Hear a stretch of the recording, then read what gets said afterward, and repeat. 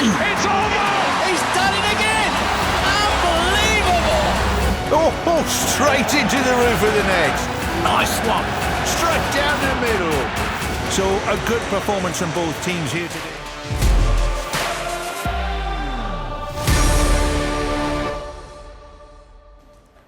I'm Rupha Ramani and you're watching Sports This Week. It's a roundup of all the top stories that came through the sporting world in the week that was.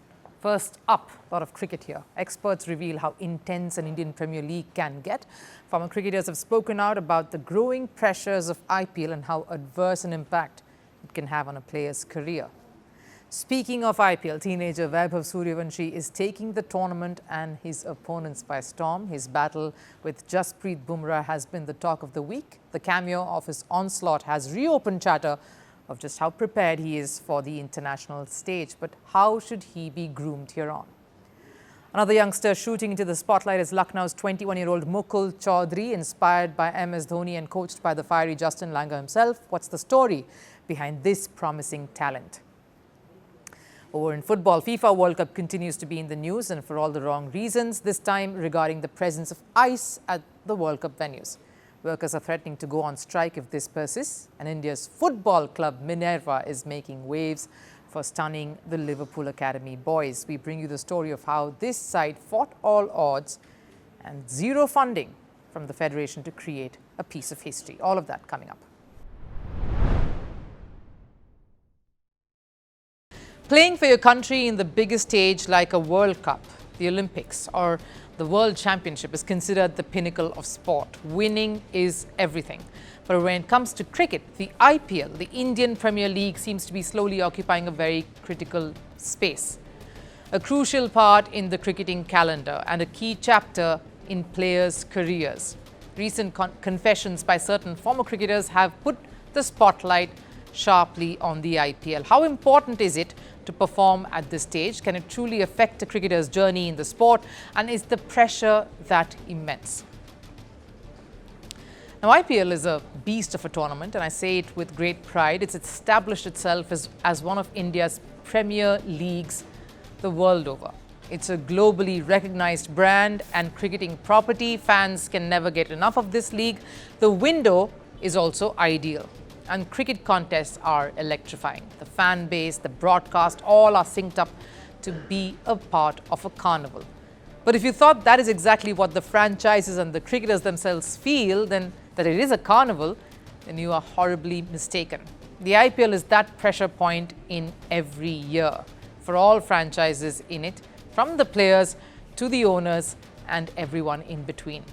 We really do not have to dig too deep or have heart-to-heart conversations with too many athletes or people involved in those franchises to realize and comprehend this. Look, I've worked closely with a couple of these teams and it's given me a very clear idea and picture around this tournament. The IPL is no kiddie playground. It's serious business and there is a lot on the line. Let's start with a case in point closer to home with R. Ashwin, who made a glorious comeback to the yellow team just last year. It was the biggest homecoming story of 2025 and there was much fanfare around his return to the Super Kings outfit.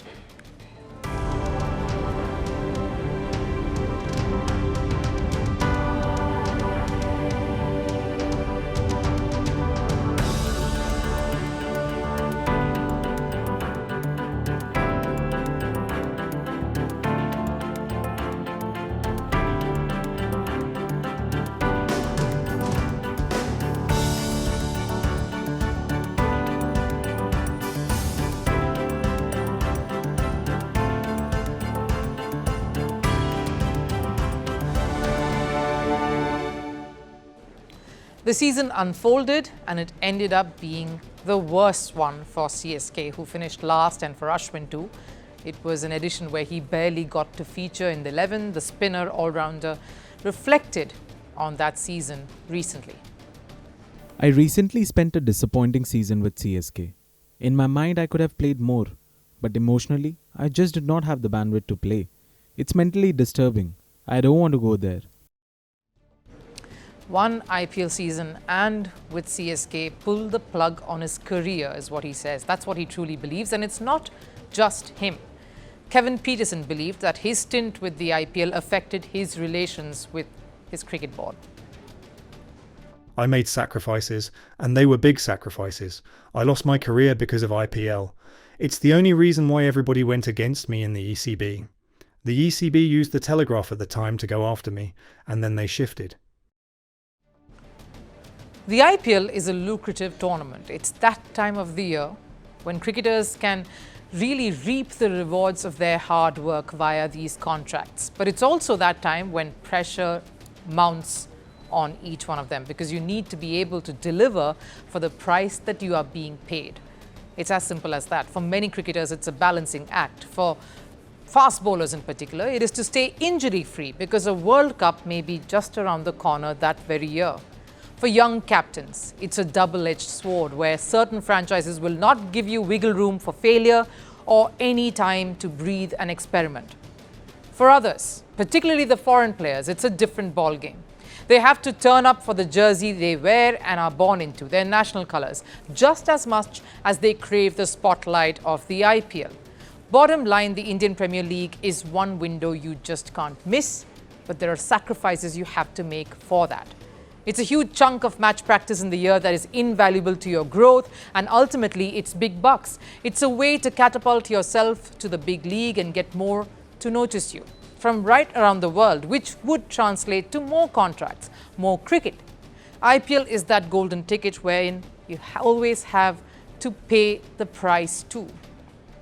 Very few, the stars and some legends, can work their way through an IPL without having to feel much of that heat or noise or pressure from outside. But for them, it's a different kind of battle, one that they have to fight every day. Non-performance or a slump for these legends can hurt more. It can cut a deep scar like it did with India's Rohit Sharma one year. So safe to say, IPL is a hard playground. It is ruthless, unforgiving, and it is an arena that will test, challenge, and push everyone to the limit. These confessions only attest to a fact that many in the franchises are living through constantly. And maybe that's one thing you as fans should reflect on every time you cheer or criticize your favorite team or cricketer. If the veterans, the superstars of the game, stamp their class to announce the start of the Indian Premier League, the next generation is making sure they wrestle the narrative away and make it all about themselves. How very typical of Gen Alpha.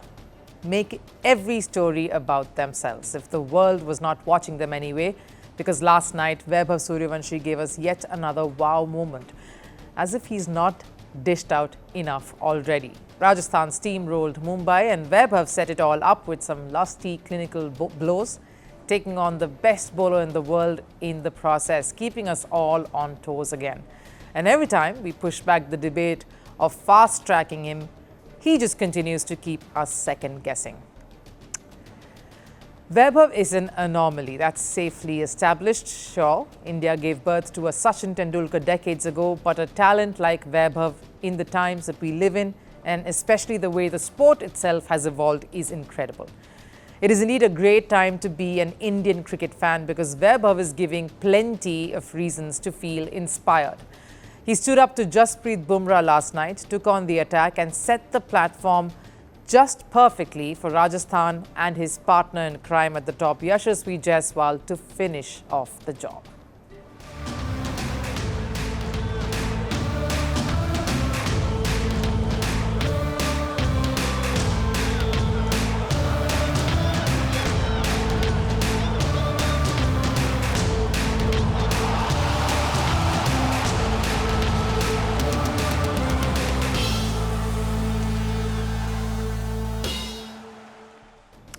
He left everyone impressed all over again, including Jasprit Bumrah himself, on just the way he stepped on the pedal and the kind of brutish elegance that he brought to the fore. It was one of those moments where none of the opposition really minded heaping praise on this young 15-year-old.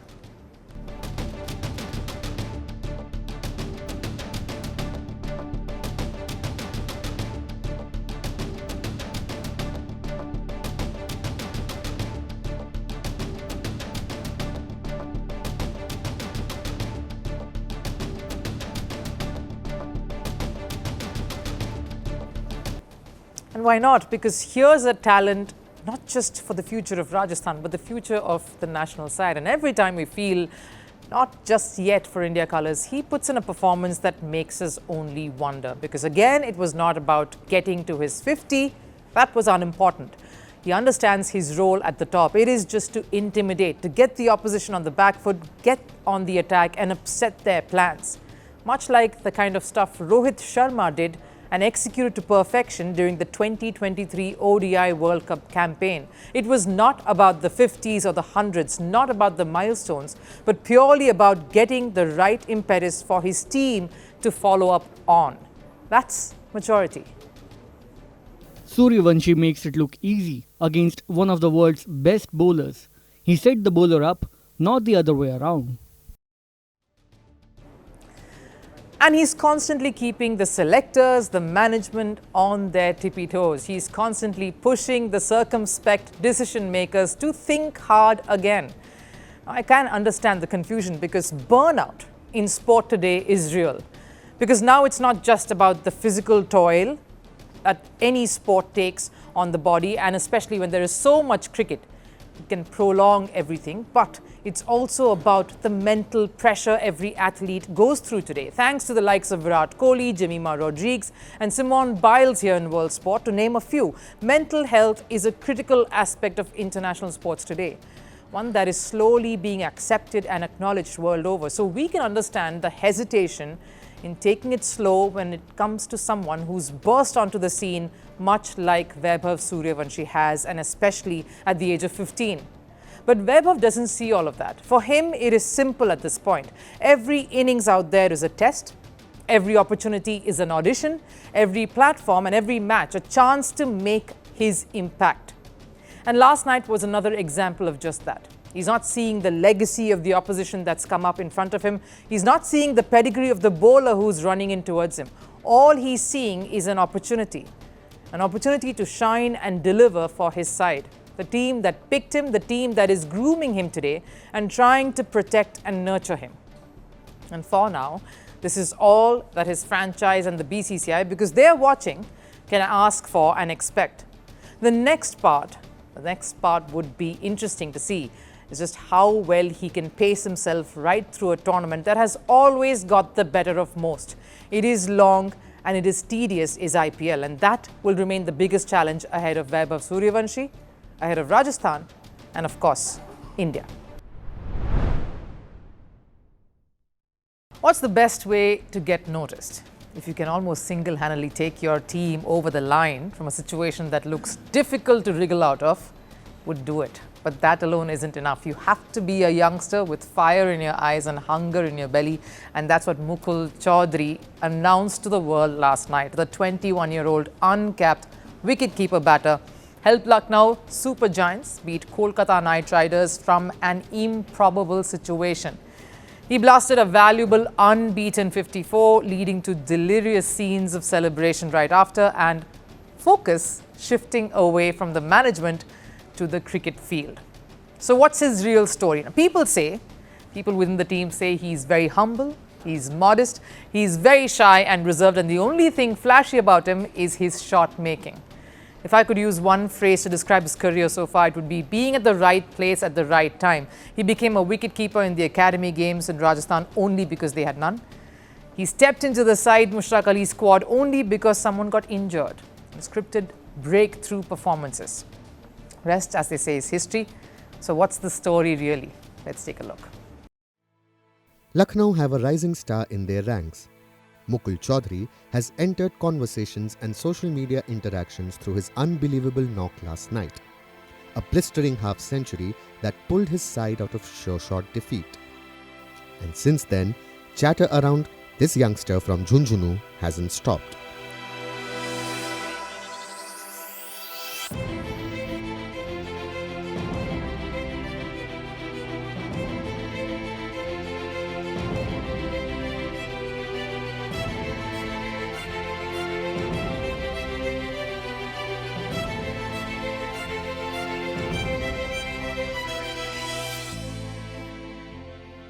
Mukul Choudhary's tryst with cricket has been a series of contradictions.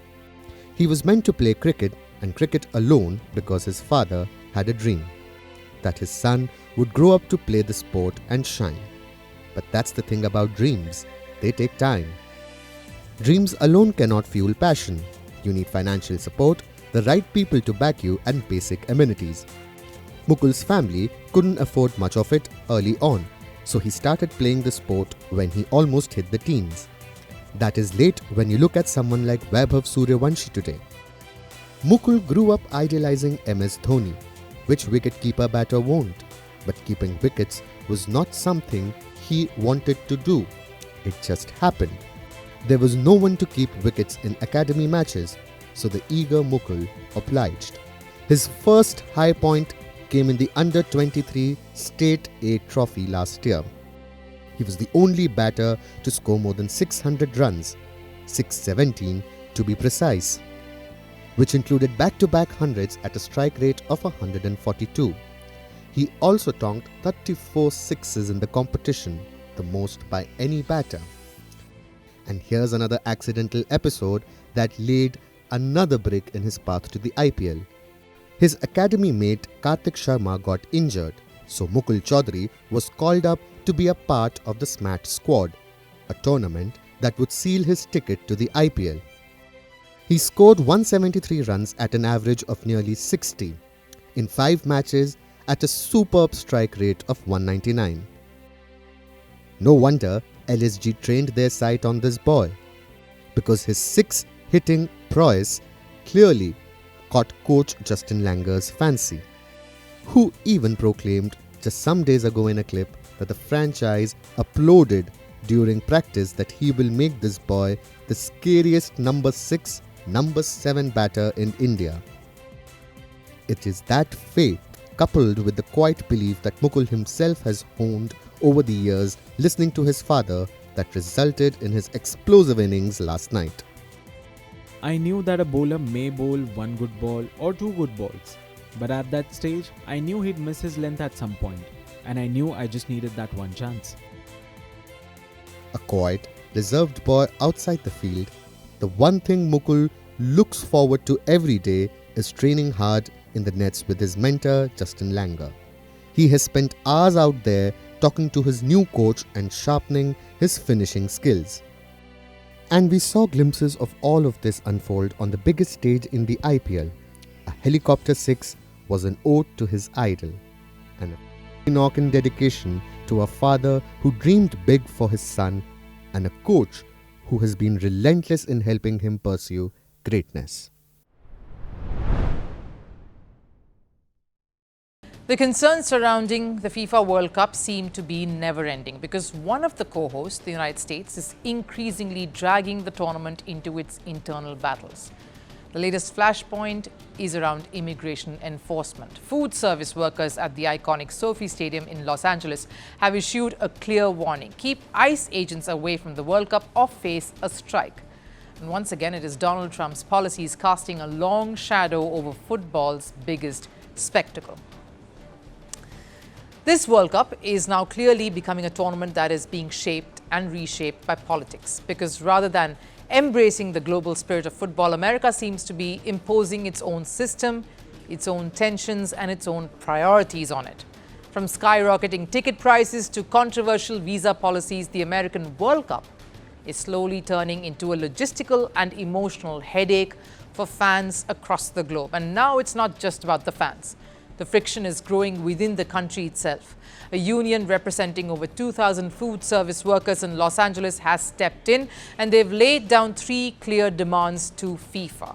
They want protection over union jobs, they want support to tackle the increasing housing prices for short tenures, and above all, no ICE agents at the venues.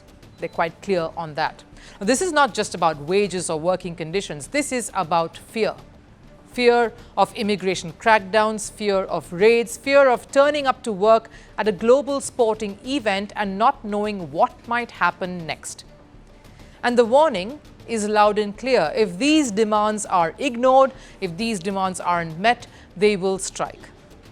Now, why does this matter so much? Because SoFi Stadium is not just another venue here in the scheme of things. It's scheduled to host 8 World Cup matches, and it's a centerpiece of the American leg of the tournament. What happens here sets the tone for everything that follows. So instead of a seamless organization, America is focused on imposing its own political measures at the World Cup. ICE is a key part of the overall security apparatus for the World Cup. We are dedicated to securing that operation, and we are dedicated to the security of all of our participants as well as visitors. Now that sounds reasonable. It looks like America is trying its best to focus on the security aspect of the event. But in addition to this, the acting director has also said there will not be any pause on the immigration crackdown even at the World Cup. And that's the worrisome part. ICE, as an agency, has been at the center of multiple controversies in this regard. From aggressive raids to excessive force, even incidents that have resulted in deaths. And that's why the name itself, ICE, doesn't inspire any sense of confidence or generate any sense of calm. It only creates fear, not just among workers, but also among international fans.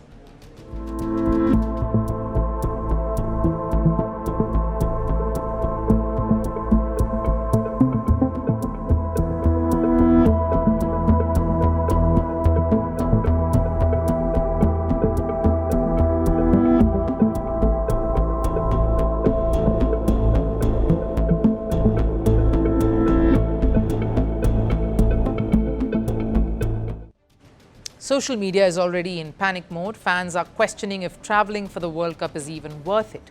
So the big question is, why persist with a model that is clearly causing a wave of discomfort?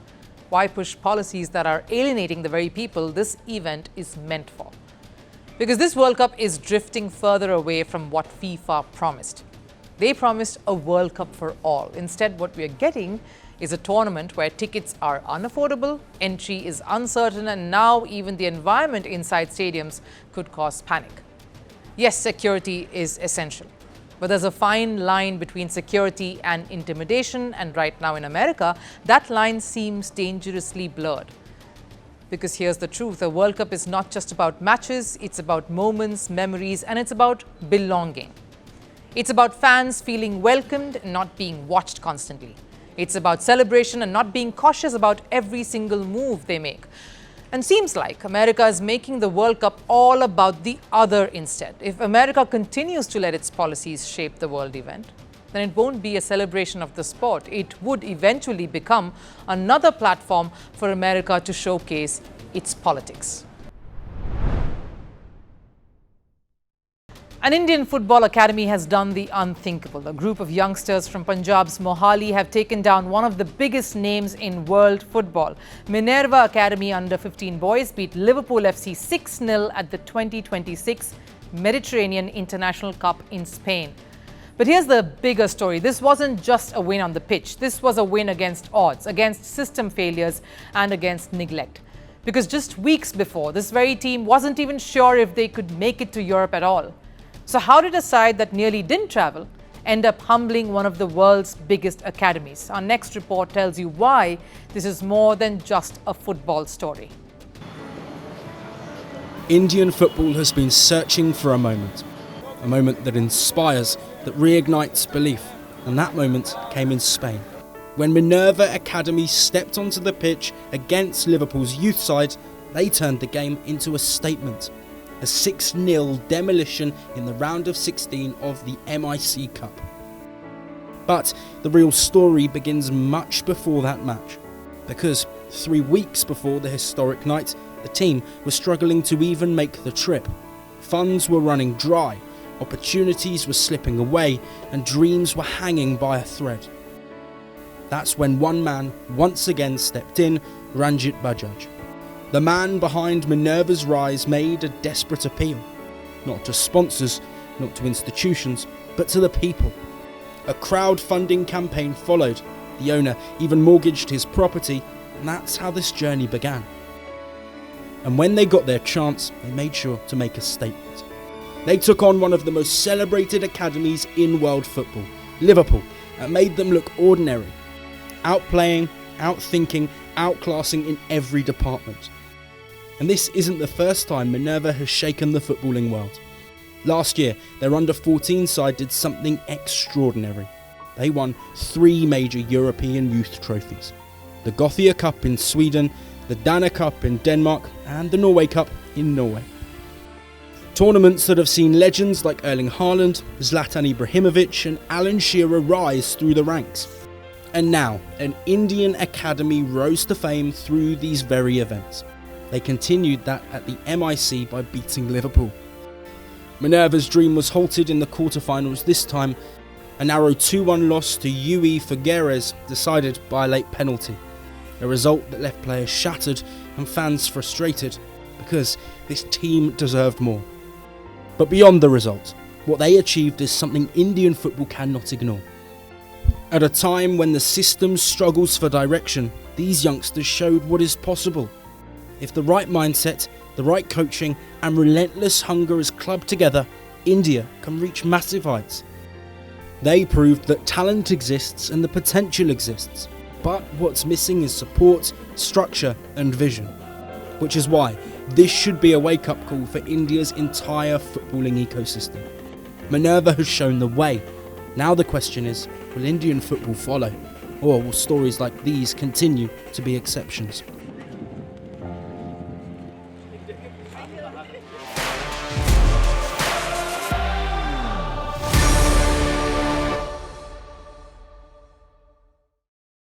The world moves fast. Power shifts. Unexpected developments. Changing alliances. Every day brings a new headline. But headlines are only the beginning.